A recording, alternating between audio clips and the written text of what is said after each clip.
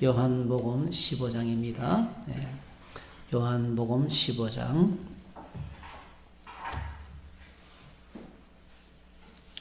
네, 오늘 15장 8절, 요한복음 15장 8절에서 12절까지 보겠습니다.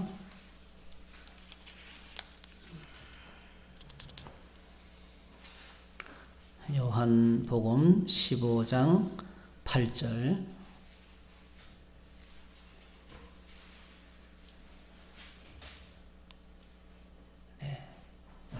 요한복음 15장 8절에서 12절 같이 읽겠습니다. 너희가 열매를 많이 맺으면 내 아버지께서 영광을 받으실 것이요 너희는 내 제자가 되리라. 아버지께서 나를 사랑하신 것 같이 나도 너희를 사랑하였으니 나의 사랑 안에 거하라. 내가 아버지의 계명을 지켜 그의 사랑 안에 거하는 것 같이 너희도 내 계명을 지키면 내 사랑 안에 거하리라. 내가 이것을 너희에게 이름은 내 기쁨이 너희 안에 있어 너희 기쁨을 충만하게 하려 함이라. 내 계명은 곧 내가 너희를 사랑한 것 같이 너희도 서로 사랑하라 하는 이것이니라. 아멘. 아멘. 네. 저희들이 이제 갈라디아서 5장에 있는 말씀, 성령의 열매를 생각하고 있는데요. 예수님을 믿으면 변화가 오죠. 새로운 생명이 우리 안에 찾아오기 때문에 그렇습니다. 그리고 지속적으로 성령께서 하시는 것이 우리를 변화시키는 겁니다. 우리를 변화시키는데 이제 우리를 특별히 어떤 부분을 변화시키냐면은 그게 나온 성령의 9가지 열매는 전부 다 성품의 변화입니다. 성품. 그래서 사랑과 희락과 화평의 사람이 되고 오래 참는 사람이 되고 자비와 긍휼의 사람이 되고 그리고 충성, 온유, 절제의 사람이 전부 다 하나같이 기능적인 것이 아니고 성품입니다. 그런데 우리 안에 있는 믿음을 한번 체크해 보면요, 저희들이 예수 믿으면 변화됩니까, 안 됩니까? 성질이 바뀌어야 안 바뀝니까? 어떤 분은 이래야 자기 성질대로 믿는다 이렇게 해요. 그러니까 믿어도 자기 성격은 안 바뀐다. 그렇게 믿고 있어요. 그러면 안 바뀌어요. 근데 이제 성령은 말씀하기를 변화된다는 거예요. 성령께서 오셔서 역사하시고 예수님을 제대로 믿으면, 예수님을 정말 포도나무 가지가 포도나무 줄기에 붙어 있는 것처럼 그렇게 믿으면 열매가 맺히는데 그 열매가 우리에게 오는 거룩한 성화다. 거룩한 성화의 역사다. 그래서 오늘 저희들이 조금 긍정적인 생각을 가질 필요가 있어요. 성령께서 내게 오셔서 내가 성령 안에 거하고 예수 안에 거하고 말씀 안에 거하면 변화된다.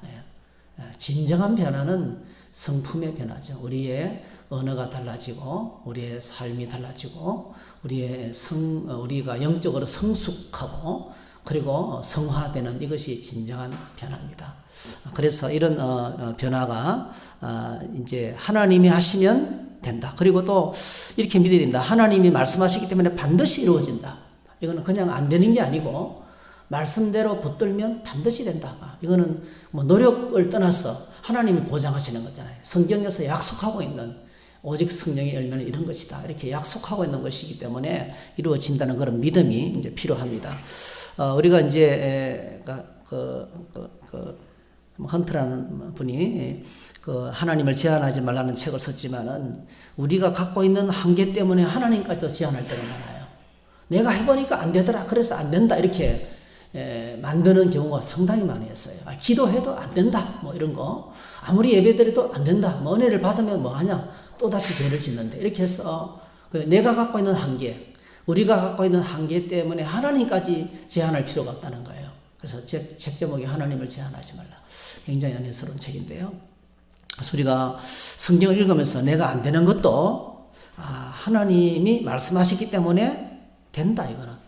반드시 이대로 하면 이루어진다는 믿음이 필요합니다. 그게 이제 믿음이죠. 믿고 안 되는 거는 도와달라고 부르짖고 그리고 왜 안 되나 내 자신을 살피면 된다는 것이죠. 사랑의 열매를 좀 생각했는데요. 이제 제일 먼저 우리가 하나님 앞에 사랑 없는 그렇게 많은 이제 그 1만 달란트 빚진 자를 생각하면서 하나님 나는 정말 하나님 앞에 죄인입니다. 고백이 필요하다는 걸 필요하고요. 그 다음에 두 번째로는 이거는 성령께서 주시는 열매이기 때문에 이런 주님과의 친밀한 관계 속에서 맺히는 열매다. 이 성품이 변한 열매이다. 이 열매는 오랫동안 시간에 그러니까 뭐 예를 들면 사랑이 쌓여서 사랑의 사람이 되고요. 그렇죠? 감사가 쌓여서 감사의 사람이 되는 것처럼 열매입니다. 우리 오랜 세월 동안에 축적되는 것이고 조금씩 변화되는 과정이 필요하다는 것을 기억하셔야 되고요. 그 다음에 이제 특별히 성령 안에서 주님과 친밀한 관계 속에 맺히는 열매이기 때문에 끝없이 이제 오늘 요한복음 15장에도 거기 나와요. 계속해서 열매를 더 이 3절에도 보니까 2절에서 열매를 맺게 하기 위해서 깨끗하게 한다. 또 3절에도 보면은 너희는 이미 내가 일러준 말로 이미 깨끗해졌다 했거든요. 그러니까 우리가 예수님을 믿으면서 이미 죄사함 받았습니다. 근데 계속해서 우리는 우리 자신을 정결하게 해야 됩니다. 그래서 이거는 내 안에 있는 죄는 하나님과의 친밀한 관계를 방해하기 하고 성령의 인도 속에 살아가는 것을 방해하는 것이 죄이기 때문에 끝없이 말씀과 기도 가운데 내 자신을 살피는 나를 살피고 나를 정결케 하는 작업이 필요하다. 왜냐하면 성령은 거룩한 영이기 때문에 이 열매가 맺히기 위해서는 내 안에 거하시는 성령께서 기뻐하시고 그래야 나를 적극적으로 도와줄 수 있어요. 그래서 우리가 성령의 사역에 적극적으로 돕는 것이 계속 나를 살피는, 나를 정결하게 하는 과정이 필요하다. 그리고 마지막으로 이제 이 사랑을 이제 사랑의 사람이 되기 위해서 정말 필요한 것이 예수님의 시각으로 사람을 바라본다는 겁니다. 인간적으로 나와 안 맞는 사람들이 있어요. 기질상으로 부딪히고 또 칼라도 안 맞고 그죠? 그런 여러 가지 이제 다르잖아요. 다르기 때문에 사실은 마음이 안 들 수 있어요. 어떤 데는 그게 원수가 될 수 있습니다. 원수가 저 멀리 있는 것이 가까이 있어요. 예수님께서도 말씀하셨지만은 집안 식구가 우리가 원수가 될 수 있어요. 그런데 이제 가까이 살다 보면 부딪히기 때문에 그런 거거든요. 그런데 어떻게 사랑할 수가 있을까? 정말 원수를 어떻게 사랑할 수 있을까? 인간적으로 불가능하죠. 뭐 생각만 해도 분노가 치밀어 오르는데요. 근데 그러면 예수님은 각 사람을 그를 어떻게 보실까? 여러분 나를 긍휼히 여기시는 것처럼 나를 사랑하시는 것처럼 똑같이 사랑하시거든요. 그래서 정말 이제 연습을 해야 돼요. 주님의 시각으로 바라보는, 주님의 시각으로 바라볼 수 있는. 그래서 나는 죽고 예수가 사는. 끝없이 내가 주님 안에서 죽고 예수님의 시각으로 바라보는 연습이 필요합니다. 그러면 어느 날 긍휼의 마음이 다가와요.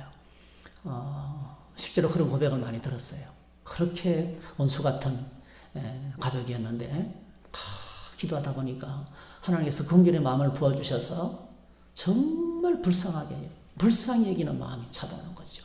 불쌍히 여기는 마음이 찾아와서 품을 수 있게 됐다. 그래서 전혀 자기를 향한 그 위협으로 느껴지지 않고 이제 환자구나 환자. 그래서 끝까지 품게 됐다는 그런 고백을 듣게 됐는데요. 똑같습니다. 그래서 주님의 시각으로 바라보면서 예수님은 한 사람 한 사람 영혼을 천하보다 귀하게 생각하고 십자가 보혈의 값을 지불할 만큼 존귀한 존재거든요. 그렇게 이제 오늘 저희들이 이제 생각할 것은 이제 기쁨입니다. 기쁨. 그래서 저와 여러분들이 일평생 열매를 통해서 사랑의 성품, 사랑의 열매가 우리 안에 맺히는 삶을 향해서 계속 나아가면 좋겠습니다. 그 다음에 오늘 성경에서 우리에게 오늘 요한복음 15장에도 나오는 말씀은 기쁨입니다. 희락의 선물. 희락의 성령의 이제 선물인데요. 우리를 향하신 주님의 분명한 뜻은 우리가 기뻐하는 것입니다. 기뻐하는 것. 에덴이란 말이 기쁨의 집이거든요. 기쁨의 집. 우리의 삶의 자리가 늘 기쁨으로 충만한 집이 될 때 에덴이 됩니다. 에덴은 기쁨의 집이라는 뜻입니다. 기쁨의 삶의 현장. 우리를 향한 하나님의 분명한 뜻이 기쁨입니다. 그리고 기쁨이 찾아오면 내 안에 기쁨이 있으면 어떤 환경에서도 이겨낼 수 있어요. 가만히 생각해 보면 너무나 어려웠던 시절이었는데 제 안에 기쁨이 있어요. 주님을 믿는 기쁨이 있기 때문에 그렇게 혹독한 그 고난의 시간을 통과하면서 먹을 게 없어 쩔쩔매고 절대적인 빈곤이에요, 사실은요. 이게 우유 살 돈도 없었고 쌀을 걱정해야 될 상황이고 학교 회비는 물론이고요. 그런데도 놀랍게도 그 어려운 시기를 어렵다라는 생각이 전혀 안 들었어요. 주님을 만난 관객이 안에 기쁨이 있었기 때문에. 그래서 기쁨은 신앙생활의 엄청난 축복입니다. 이게 엄청난 축복. 이게 파워입니다. 하나님 기뻐하는 것이 너희 힘이라 했는데요. 이 기쁨이 이제 그래서 우리가 예수님을 믿으면 기쁨이 오게 되는데요. 반드시 찾아오게 되어 있습니다. 찾아오게 되는데 그래서 내가 지금 신앙생활이 바로 되어 있는가 안 돼. 나의 신앙생활을 체크할 수 있는 마치 우리가 이제 요즘 뭐 코로나 때문에 발열 체크하잖아요. 갑자기 머리가 아파요. 그래서 발열 체크를 해봤더니 39도 8보예요. 어떻게 돼요? 어떻게 해야 되죠? 바로 병원을 가야 되죠. 그런 것처럼 신앙생활의 가장 큰 문제예요. 기쁨이 없다는 것입니다. 기쁨이 없다면 바로 체크해 봐야 돼요. 그럴 때는 어떻게 해야 되냐면은, 가까운, 순장이나 가까운 믿음의 사람한테, 내가 요즘 이런 상태인데 기도 좀 해달라고 기도 요청하거나 또, 참 힘들다. 이런 사실을 내놓고 상담할 수 있는 사람이 찾아가거나 그 영적인 도움을 요청해요. 주변에 깨어있는 사람들에게 다가가서 영적인 도움을 요청해야 됩니다. 그래서 사도행전에 보니까 이제 초대교회가 모였는데 그 모인 상황을 소개하면서 사도행전 2장 46절에 보니까 날마다 마음을 같이하여 성전에 모이기를 힘쓰고 집에서 떡을 떼며 기쁨과 순전한 마음으로 음식을 먹고 무서운 핍박이 있었고 사람들의 오해가 있었고 그리고 생명을 위협받는 고난이 있었지만요 그들이 막 흩어지면서도 그들은 기뻤어요. 그러니까 기쁨이 넘쳤습니다. 사도행전 8장 8절에도 보니까 빌립이 사마리아 성을 전도하고 난 다음에도 그 성에 기쁨이 있더라. 사도행전 13장 52절에 보니까 제자들은 기쁨과 성령이 충만하니라 그랬어요. 이거는 핍박을 패서 도망가면서 흩어진 사람들이 비시리아 안독적으로 가면서 그렇게 고백하고 있고요. 그리고 우리가 잘 알고 있는 데살로니가전서 5장에 보니까 항상 기뻐하라. 이것이 그리스도 예수 안에서 너희를 향하신 하나님의 뜻이니라 그렇게 했습니다. 예수님을 믿으면 정상적으로 이제 기쁨이 이제 주님이 우리에게 기쁨을 주시는데요. 특별히 이제 오늘 저희들이 믿는 저와 여러분들에게 오는 기쁨은 어떤 기쁨입니까? 기쁨의 원인을 가만히 묵상해 보니까 왜 기쁠까 해보니까요. 딱 간단하더라고요. 성령의 감동이. 성령께서 우리의 심령에 오셔서 감동을 주시는 거죠. 성령께서. 내가 이런 영적인 죽을 수밖에 없는 죄인이었는데 영원히 멸망할 수밖에 없었는데 그러니까 말씀을 통해서 계속 진리에 접근할수록 진리에 접근하고 진리에 눈이 열리고 하나님 나라의 눈이 열리고 예수님이 어떤 분이신지 알아지면 알아질수록 그러니까 믿음이 영적으로 성숙하면 성숙할수록 계속 몰려오는 그 감동이 있어요. 그게 성령께서 주시는 감동이에요. 성령이 감동하면 우리 안에 주체할 수 있는 기쁨이 샘솟게 되어 있습니다. 이게 뭐 코미디를 통해서 얻는 것도 아니고요. 레저를 통해서 얻는 것도 아니고요. 여러분 사실은 그 레저 활동 많이 하시잖아요. 예를 들면 여러 가지 스포츠나 레저를 많이 하는데요. 어떤 때는 그런 생각이 들 때가 있어요. 질린다, 질려. 그럴 때가 있어요. 한 번씩 가다가요. 그게 굉장히 좋은 것처럼 보이지만은 한편으로는 또 뭐죠? 그거 한다고 또 얼마나 에너지를 많이 쏟아붓고 그게 사람을 또 탈진할 때가 있어요. 그러니까 진정한 기쁨은 예수님 안에서 성령께서 내 속에서 예수님께서 말씀하시죠. 사마리아 수가 성령에게 대화를 주고받으면서 내가 나를 믿으면 영원히 목마르지 않은 물을 마시게 될 것인데 이 물은 우리 배에서 생수의 강이 흘러 터진다. 이스라엘 사람들은 사람의 가장 깊은 곳을 배라 생각했어요. 뱃속. 여기가 제일 기쁘다고 생각했어요. 그러니까 여기서부터 막 가장 깊은 곳에서부터 솟아오르는 샘물 같은 기쁨이 우리 안에 차고 넘친다. 그렇게 이제 말씀하셨습니다. 그래서 오늘 저희들이 예수님을 제대로 믿으면 내 안에 성령께서 감동하시고 왜냐하면 성령은 우리로 하여금 예수 그리스도를 바로 믿을 수 있도록 계속 지도하시는 영입니다. 오죽했으면 성령의 별명이 예수의 영입니다. 예수의 영.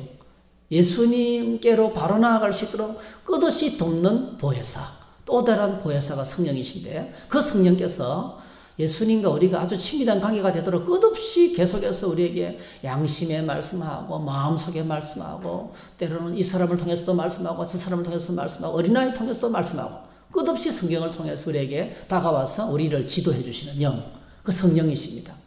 그 성령께서 예수님을 바로 믿으면 예수 안에 있는 큰 기쁨이 우리 안에 차고 넘치도록 그렇게 역사하는 겁니다. 그런데 문제는 처음 믿을 때 기뻤는데 시간이 지나면 기쁨이 사라진다는 거예요.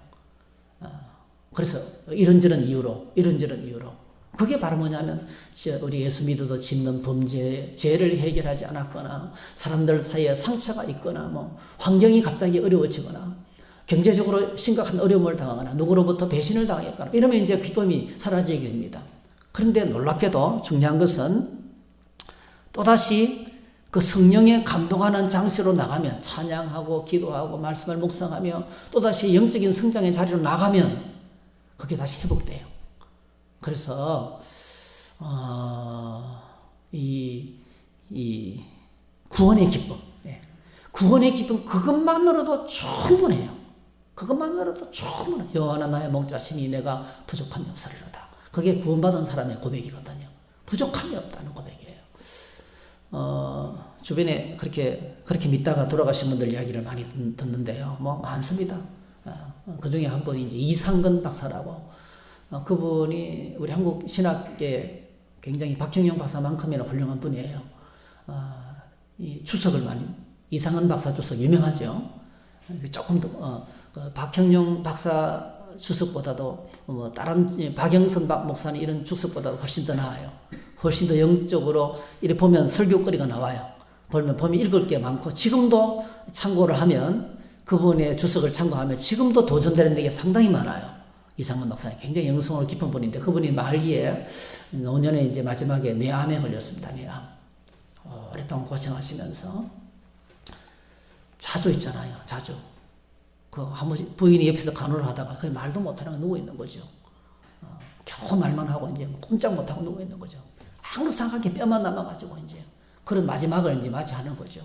그런데 어느 날 이제 이래 부인이 보면은 막 이분이 막 기쁨이 넘쳐서 날리는 거예요. 몸을 주체를 못하는 거예요. 그리고 왜 그러냐니까 천국 갔다 왔대요. 천국을 보고 왔대요. 천국에 가서 천국을 구경하고 왔다는 거예요. 그리고 그걸 6번이나, 천국 구경을 6번이나 하고 돌아가시기 직전에는 이렇게 말했대요. 이제 가브리엘 천사가 나를 데리러 왔다는 거예요. 가브리엘 천사가 나를 데려왔는데 내가 이제 떠나게 될 거라고. 당신 잘 있으라고. 딱 그러고 그 다음날 딱 돌아가신 거예요. 그러니까 사람이 여러분 오늘 저와 여러분들에게 제일 큰 그 기쁨의 장애물이 뭐죠? 죽음이잖아요. 근데 죽음이 다가와도 기뻐할 수 있는 것. 그 예수님을 바로 믿으면 그렇게 되는 거예요. 주님 안에 바로 있으면, 예수 그리스도 안에 있으면 이 기쁨은 죽음도 우리를 뺏어갈 수 없을 정도로 강력한 겁니다.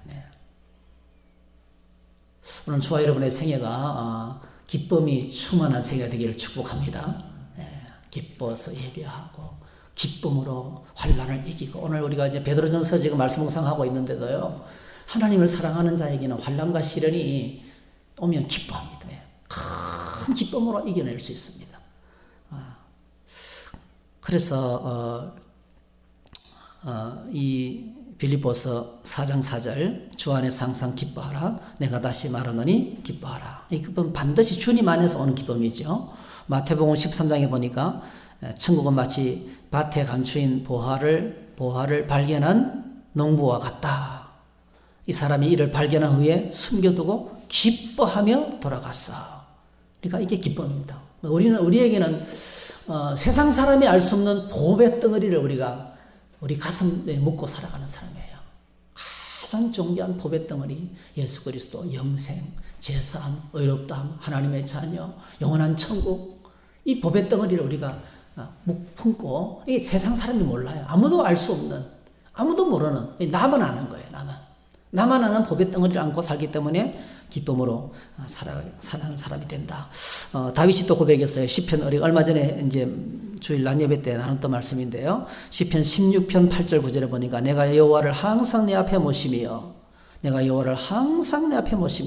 그가 나의 오른쪽에 계심으로 내가 흔들리지 아니하리로다. 이러므로 나의 마음이 기쁘고 나의 영도 즐거워하며 내 육체도 안전히 살리니. 다윗은 정말 훌륭한 영의 사람인 것 같아요. 마음도 기쁘고 영도 기쁘고 이렇게 마음도 기쁘고 영도 기쁘다는 것은 굉장한 표현이에요. 그러니까 이거는 그냥 육체적인 조건 때문에 기뻐하는 게 아니죠. 근데 이렇게 기쁘게 살면 반드시 하나님께서 나를 사용하십니다. 그래서 오늘 저희들이 우리가 오늘 이 아침에 우리 자신을 한번 돌아보면서 내가 무슨 기쁨으로 사는가, 무슨 기쁨으로 사는가 한번 체크해 봤으면 좋겠습니다.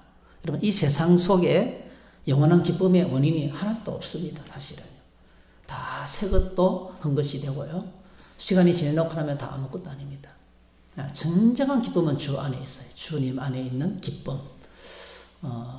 이렇게 기쁨에 하나님께서 기뻐하며 살면 이 기쁨의 파급 효과가 굉장합니다. 기쁨이 충만한 사람은 가는 곳마다 기쁨을 줘요. 뭐 그런 말이 있어요. 우스갯소리로 어떤 그 직장에 그 휘파람을 일할 때는 휘파람 불면서 일하는 분이 있었어요. 근데 월급날이 됐는데 사장이 이 사람에게 다른 사람보다 월급을 1.5배를 더 줬다는 거예요. 그 옆에 있는 사람이 불평해서 똑같이 고생했는데 누구는 왜 더 주냐 했더니 그 사장님이 이거는 이 사람의 휘파람 값이라고. 그러니까 이 사람이 즐겁게 일하니까 주변 사람들이 다 생산력이 올라가고 얼마나 이 공장에 큰 이익을 주는지 돈으로 계산할 수 없다는 거예요. 정말 행복하게 만든다는 거예요. 하나님 똑같습니다. 오늘은 사랑의 사람을 쓰시고 기쁨의 사람을 사용하십니다. 테레사 수녀가 그런 말을 했다 그래요. 테레사 수녀가 같이 일할 사람을 모집할 때 딱 3가지만 본대요. 첫 번째, 잘 먹어야 된대요. 잘 먹는 사람, 깨작깨작 먹는 사람은 같이 일을 못 한다는 거예요. 잘 먹는 사람. 둘째, 잘 웃는 사람. 세 번째, 잘 자는 사람. 그러면 이제 다른 거는 아무것도 안 보고 딱 그것만 딱 본다는, 그것만 보고 사람을 채용했다는 거예요. 그래서 테레사 수녀 공동체에 가면 전부 다 잘 먹고 잘 웃고 잘 자는 사람들로 가득 차서 행복한 공동체가 됐다는 그런 말을 들었는데요. 오늘 저희들도 그런 것 같습니다. 하나님의 교회 안에서 이렇게 하나님 내가 잘 먹겠습니다. 이거 뭐죠? 말씀 앞에 하나님 말씀을 다 아멘으로 받아들이고 이렇게 기뻐하는 잘 먹는 사람 되게 해주시기 원합니다. 그다음에 잘 웃고 기쁨의 사람이죠. 기쁨의 사람이 웃는 겁니다.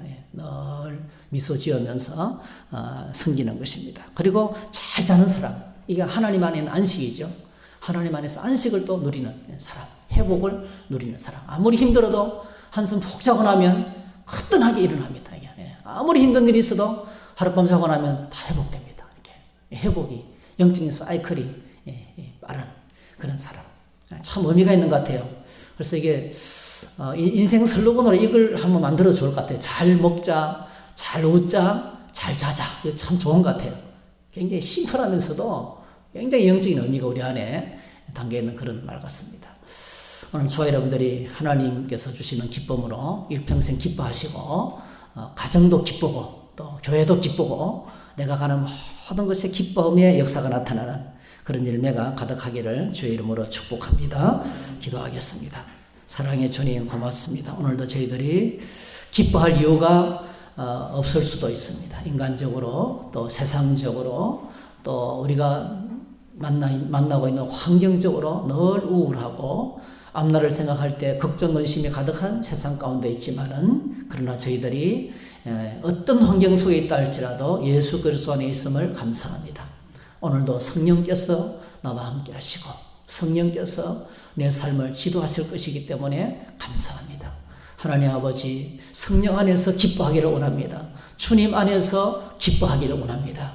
하나님을 기뻐하는 기쁨이 내 심령 깊은 곳에서, 내 영혼 깊은 곳에서 솟아나는 샘물처럼 솟아나기를 원합니다. 그래서 가는 곳마다 기쁨을 선물하고 하나님과 함께 기쁨의 인생을 걸어가는 저희 모두의 삶이 될 수 있도록 축복해 주시기 원합니다. 가정과 일터와 사랑하는 자녀들과 섬기는 모든 공동체 안에 하나님의 기쁨으로 충만하게 되도록 축복해 주시옵소서. 주님, 저희 청주 성도교회가 또 성도들의 가정과 일터가 기쁨의 에덴이 되도록 축복해 주시옵소서.